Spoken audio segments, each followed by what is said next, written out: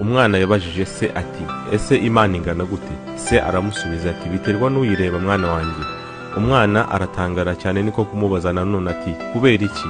Se niko kubona indege hejuru, ahita amubaza ati, iriya ndege ingana ite? Umwana arasubiza ati, ndabona ari ntoya cyane, yenda kungana n'urushishi.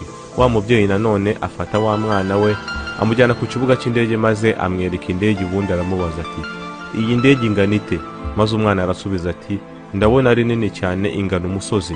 Se niko guhita amubwira ati, Imana nayo nuko igaragara imbere y'umuntu, uko ingana biterwa n'intera iri hagati yawe nayo.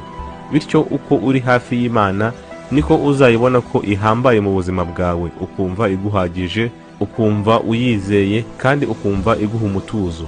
Nimba wowe atari ukubona Imana, ni ngombwa ko uhindura imboni yawe ukiyegereza Imana ku buryo uyibona uyegereye, kugira ngo utangire ubone ibitangaza mu buzima bwawe mwana.